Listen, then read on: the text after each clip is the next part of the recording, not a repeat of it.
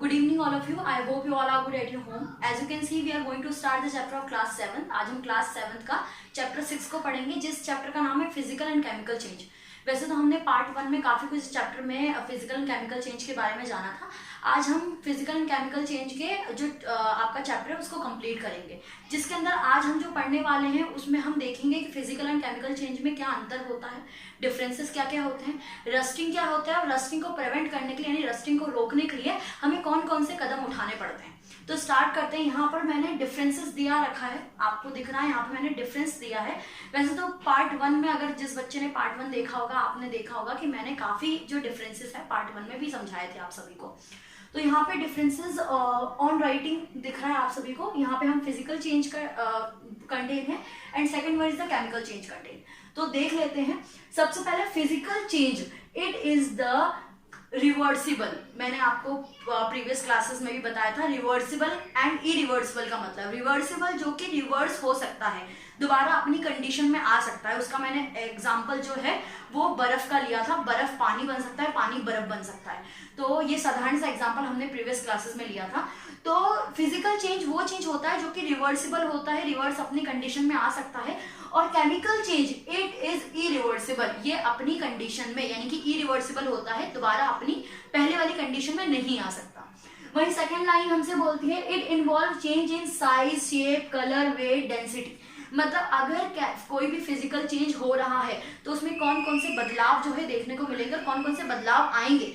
तो उसमें किस किस चीज में चेंजेस आएंगे. साइज में चेंजेस आ सकते हैं, शेप में उसका आकार प्रकार में चेंजेस आ सकते हैं, कलर में उसके जो कलर है उसमें परिवर्तन आ सकता है, और वेट में उसके भार में परिवर्तन आ सकता है, और उसकी डेंसिटी यानी कि घनत्व में जो एरिया जितना वो कवर करेगा उसके घनत्व में जो है वो क्या हो सकता है कि चेंजेस आ सकते हैं. तो मतलब कोई भी फिजिकल चेंज होता है तो ये सारे चेंजेस आपको देखने को मिल सकते हैं. वहीं हम केमिकल चेंज की बात करते हैं. इट इन्वॉल्व चेंज, इसमें कौन कौन से चेंजेस आपको देखने में मिल सकते हैं. अगर आप कोई भी केमिकल चेंज देखते हैं या करते हैं तो केमिकल चेंज में क्या क्या चेंजेस होगा. कलर चेंज होगा, स्टेट में परिवर्तन होगा. स्टेट मैंने आपको बताया था, स्टेट क्या है, gases state, solid state and liquid state. ये तीनों स्टेट होते हैं, उसका स्टेट जो है वो बदल सकता है केमिकल चेंज में. टेम्परेचर यानी कि तापमान भी बदल सकता है, और एनर्जी भी बदल सकती है. मतलब हीट एनर्जी होती है आपकी, बहुत सारी एनर्जी, साउंड एनर्जी होती है, लाइट एनर्जी होती है. तो एनर्जी भी प्रोड्यूस होगी, चेंजेस आ सकता है एनर्जी में. वही थर्ड लाइन हमसे बोलती है no new substance is formed. मैंने कल की क्लासेस में आपको बताया था स्ट्रिक्टली वे में कि सबसे इंपॉर्टेंट अगर फिजिकल चेंज में हमें याद रखने की चीज है तो वो ये है कि उसमें कोई नया सब्सटेंस नहीं फॉर्म्ड होता है, कोई नया सब्सटेंस नहीं बनता है.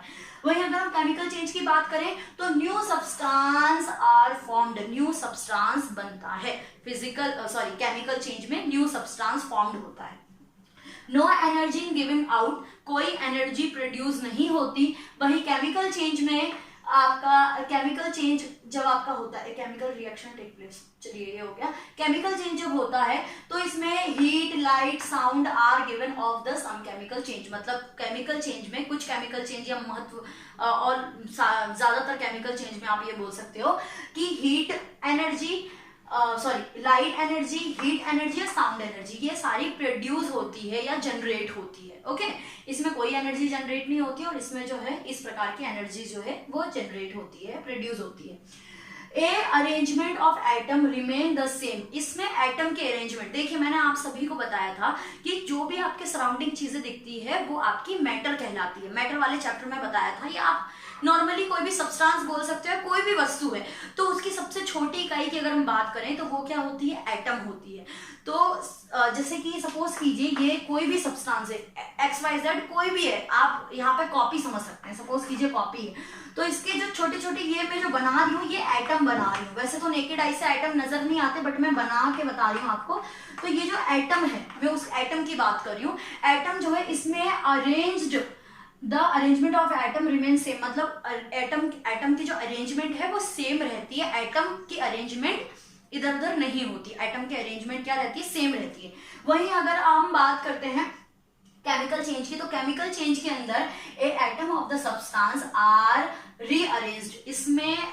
इसमें एटम की अरेंजमेंट जो है वो रीअरेंज होती है, मतलब दोबारा अरेंज होती है. अगर कोई भी केमिकल चेंज होगा तो उसके एटम की जो अरेंजमेंट है, मतलब कोई भी सब्सटेंस के अंदर जो एटम मौजूद होते हैं उसकी अरेंजमेंट रीअरेंज होती है, यानी कि दोबारा उस अरेंज होती है। तो यहाँ पर हमने डिस्ट्रीब्यूट देख लिया, इसमें अंतर देख लिया है कि केमिकल और फिजिकल चेंज में अंतर क्या होता है।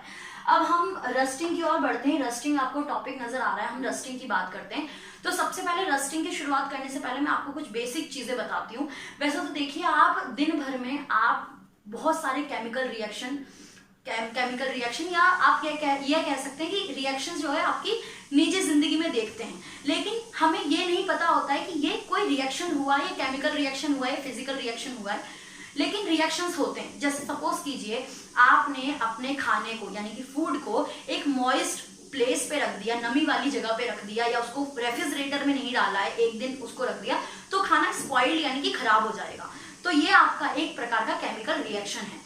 वहीं आप सपोज कीजिए आपने मिल्क को बिना बॉईल किए या बिना रेफ्रिजरेटर में रख दिया, तो मिल्क जो है वो फट जाएगा। तो फटने के दौरान वो क्या हो गया, केमिकल रिएक्शन हो गया। इसी प्रकार के विभिन्न प्रकार की, जैसे एक और एग्जांपल ले लेते हैं हम। जैसे सपोज कीजिए आप टीवी देख रहे हैं, आपकी मम्मी ने आपको एप्पल कट करके दिए हैं और आपकी मम्मी ने कहा है बेटा आप एप्पल खा लेना, लेकिन आप टीवी देखने की वजह से एप्पल को आपने छोड़ दिया, तो उसके ऊपर आपको एक ब्राउन कलर की कोटिंग नजर आएगी। तो ब्राउन कलर की जो कोटिंग नजर आएगी वो भी एक प्रकार का क्या है, केमिकल चेंज है।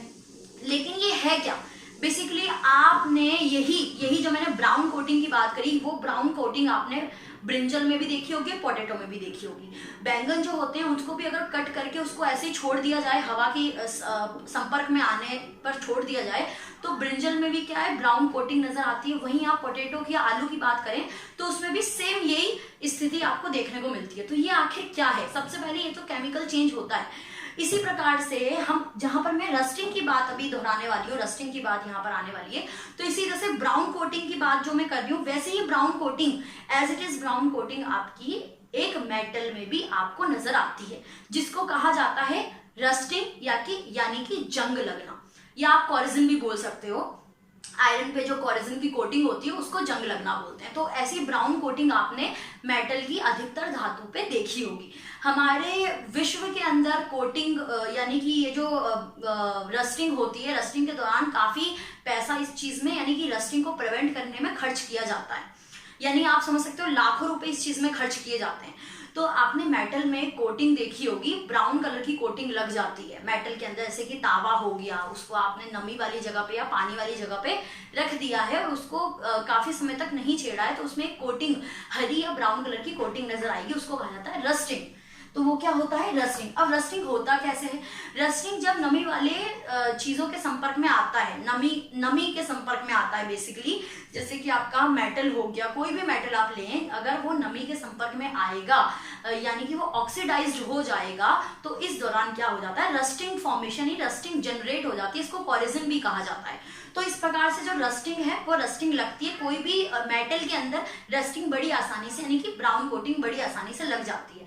अब इसको प्रिवेंट करने के लिए यानी कि इसको रोकने के लिए हम किस किस चीजों का उपयोग कर सकते हैं, कौन कौन सी जो सुविधाएं हैं या कौन कौन सी चीजें हम ले सकते हैं जिसके दौरान आप किसी भी वस्तु को यानी कि मेटल की वस्तु को जंग लगने से रोक सकते हैं। तो यहाँ पर मैंने कुछ एग्जांपल दिए हैं, प्रिवेंट रस्टिंग बाय, इनके द्वारा आप रस्टिंग को रोक सकते हैं। कैसे, एक तो painting, it is the very simple method. आपने देखा होगा डेली लाइफ में पेंटिंग का इस्तेमाल आप अक्सर करते हैं, जैसे कि सपोज कीजिए आपका मेटल का कूलर है, तो कूलर में आप क्या करते हैं, पेंट कर देते हैं। पेंट करने के दौरान क्या है, वो कूलर में जो रस्टिंग है वो नहीं लगती आसान से, क्योंकि ज्यादातर कूलर में पानी भर के रखते हैं, तो जाहिर सी बात है उसमें जंग लगना जाहिर सी बात है। तो वही हम पेंटिंग करके रस्टिंग को रोक सकते हैं। It is a very simple method of preventing the rusting. तो बाय पेंटिंग करके आप रस्टिंग को रोक सकते हैं। वहीं दूसरा मेथड है ग्रीसिंग। देखिए ग्रीसिंग का इस्तेमाल ज्यादातर मशीनों में किया जाता है, मशीन, बाइक, मोटर कार, कुछ भी आप ले सकते हो मशीनों में ग्रीसिंग के द्वारा, यानी कि ग्रीसिंग को अगर साधारण शब्द में कहें तो चिकनाहट कहा जाता है। तो चिकनाहट देने के, जब भी कोई जंग लग रही है तो उसमें आप चिकनाहट का इस्तेमाल करेंगे, ग्रीसिंग का इस्तेमाल करेंगे, तो रस्टिंग को रोका जा सकता है। तो ये ग्रीसिंग का इस्तेमाल मोस्टली मशीनों में किया जाता है। तो बाय ग्रीसिंग, बाय पेंटिंग आप किसको रोक सकते हैं, आप रस्टिंग को यानी कि जंग लगने से किसी भी धातु को रोक सकते हैं। एक है एलॉइंग। एलॉइंग क्या होता है, देखिए एलॉइंग का एग्जांपल आपका ये है कि दो या दो से अधिक मेटल ध्यान से सुनना है, 2 या 2 से अधिक मेटल को मोल्टन करके पिघलाकर उसको एक फॉर्मेशन की जाती है, ठीक है, उसको एलॉइंग कहते हैं। और आपका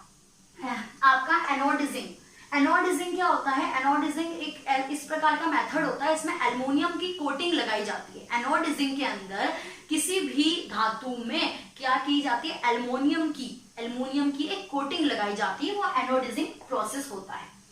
आपका गैल्वेनिजिंग में आप पिघली हुई मोल्टन जिंक में मेटल को डिप किया जाता है। दैट मीन्स मोल्टन जिंक जो होता है, यानी पिघला हुआ जिंक बोल सकते हो आप, पिघले हुए जिंक के अंदर किसको? मेटल को डिप किया जाता है। इस दौरान भी आप रस्टिंग को रोक सकते हैं। नेक्स्ट है आपका इलेक्ट्रोप्लेटिंग। इलेक्ट्रोप्लेटिंग क्या होता है? देखिए, आप कभी भी सुनार के पास जाते हैं तो जरूरी नहीं है कि आप सारी चीजें सुनार से क्या लें, आप सोने की या चांदी की लें।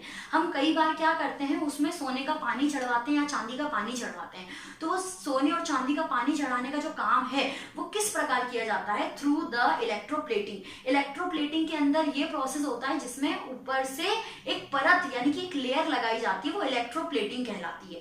तो ये सारे तरीकों के द्वारा आप रस्टिंग को यानी कि जंग लगने से किसी भी मेटल को रोक सकते हैं। ये इसी के साथ आपका चैप्टर जो है क्लास 7 का चैप्टर 6 ये कंप्लीट होता है। आई होप ये चैप्टर आपको समझ में आया होगा और पसंद आया होगा। तो अगर आपको चैप्टर पसंद आया है, समझ में आया है, तो प्लीज लाइक, सब्सक्राइब और शेयर जरूर करें।